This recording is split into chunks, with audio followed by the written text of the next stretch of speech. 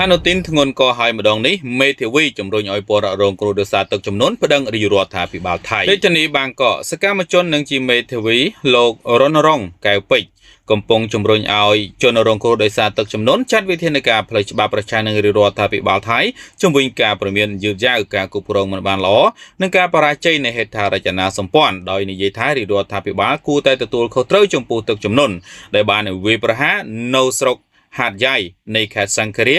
ឬសង្ឃ្លានិងផ្នែកផ្សេងទៀតនៃតំបន់ភាគខាងត្បូងបងប្អូនបានឆ្ងល់ច្រើនតែហេតុអីបានជាព្យុះភ្លៀងនិងបាក់ដីទឹកចំនួនជាច្រើនកើតឡើងនៅលើប្រទេសថៃដោយសារតែវាបានរំលោភបំពាននិងចង់បានមហិច្ឆតារ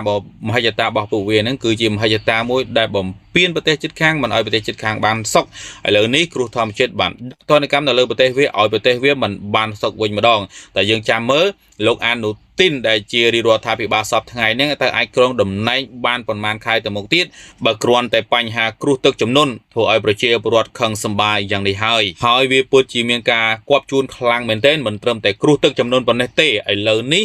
ថៃកំពុងតែមានបញ្ហាចំនួនជាមួយនឹងមីយ៉ាន់ម៉ាផងដែរនៅតាមព្រំដែនហើយមីយ៉ាន់ម៉ាគេបានបញ្ជាក់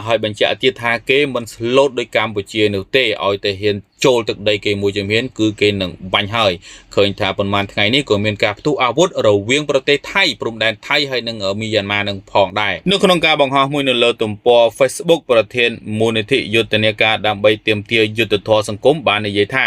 សាធារណជនមានសិទ្ធិប្តឹងរាជរដ្ឋាភិបាលទាមទារសំណងប្រសិនបើពួកគេអាចបញ្ជាក់ពីការធ្វេសប្រហែសឬសកម្មភាពខុសឆ្គងដោយមន្ត្រីរាជរដ្ឋាភិបាលមូលដ្ឋានដោយកត់សម្គាល់ពីការពន្យាពេលនៃការជូនដំណឹងអំពីទឹកជំនន់សម្រាប់តំបន់រងផលប៉ះពាល់លោករណរងបាននិយាយទីថាការបរាជ័យរបស់ភ្នាក់ងាររាជរដ្ឋាភិបាលក្នុងការជូនដំណឹងទាន់ពេលវេលាដោយសារតែការវិនិច្ឆ័យខុសរបស់ពួកគេអំពីភាពធ្ងន់ធ្ងរនៃគ្រោះមហន្តរាយបានធ្វើឲ្យប្រជាពលរដ្ឋមិនបានត្រៀមខ្លួនឬមិនបានជំលះចេញពីតំបន់ដែលរងផលប៉ះពាល់នេះគេហៅថាមានការធ្វេសប្រហែសដោយមិនបានយកចិត្តទុកដាក់នឹងការងារនោះទេធ្វើឲ្យប្រជាពលរដ្ឋរបស់ប្រទេសថៃមានការខឹងសម្បារនឹងរាជរដ្ឋាភិបាលយើងរងចាំមើលតើអានូទីនអាចបន្តតំណែងបានឬយ៉ាងណាហើយលោកក៏បានបន្តទៀតថានេះគឺជាការធ្វេសប្រហែសមុនពេលបន្ថែមថាប្រសិនបើការជូនដំណឹងត្រូវបានបញ្ជាក់ថាមានការពន្យាពេលឬមិនគ្រប់គ្រាន់រដ្ឋអាចនឹងត្រូវទទួលខុសត្រូវសកម្មជននិងជាមេធាវីរូបនេះបានបន្ថែមទៀតថារាជរដ្ឋាភិបាលក្រុងហាត់យ៉ៃដែលត្រូវបានអ្នកស្រុកទុកចិត្តថាជាប្រភពព័ត៌មានក្នុងអំឡុងពេលទឹកជំនន់ក៏គួរតែត្រូវបានពិនិត្យផងដែរព្រោះដំបងឡើយបានធានាដល់ប្រជាពលរដ្ឋថាស្ថានភាពមានសុវត្ថិភាពលោកបានលើកឡើងទៀតថាបានបណ្ដាលឲ្យប្រជាពលរដ្ឋជាច្រើនអ្នកមានការធ្វេសប្រហែសក្នុងការជំលះចេញដោយមនុស្សជាច្រើនជ្រើសរើសស្នាក់នៅក្នុងលំនៅឋានរបស់ពួកគេឬផ្លាស់ទីទ្រព្យសម្បត្តិទៅកាន់ទីទួលខ្ពស់លើសពីនេះលោករនរងបានបន្ថែមទៀតថារដ្ឋក៏អាចនឹងត្រូវប្តឹងផងដែរប្រសិនបើភ័ស្តុតាងបង្ហាញថាការគ្រប់គ្រងប្រព័ន្ធទឹកមិនបានល្អដូចជាប្រតិបត្តិការទ្វារទឹកមិនត្រឹមត្រូវការបរាជ័យក្នុងការមើលថែហេដ្ឋារចនាសម្ព័ន្ធបង្ហូរទឹកប្រឡាយស្ទះឬម៉ាស៊ីនបូមទឹកដែលដំណើរការខុសប្រក្រតីបានធ្វើឲ្យទឹកជំនន់នៅក្នុងតំបន់កាន់តែធ្ងន់ធ្ងរឡើងទាំងអស់នេះគឺជាការធ្វេសប្រហែសរបស់រាជរដ្ឋាភិបាលដែលធ្វើឲ្យប្រជាពលរដ្ឋរងទុក្ខលំបាករហូតដល់បាត់បង់ជីវិតនិងទ្រព្យសម្បត្តិផងដែរគួរបញ្ជាក់ថាចំនួនអ្នកស្លាប់ដោយសារតែទឹកជំនន់នៅក្នុងប្រទេសថៃបានកើនឡើង170នាក់កើនឡើង8នាក់គិតត្រឹមថ្ងៃសៅរ៍ទី29ខែវិច្ឆិកាឆ្នាំ2025និង102នាក់រងរបួសនេះបើយោងតាមរបាយការណ៍របស់ក្រសួងសុខាភិបាលសាធារណៈថៃខេត្តសង្ខារាឬសង្ឃ្លាមានចំនួនអ្នកស្លាប់ខ្ពស់បំផុតមានរហូតដល់ទៅ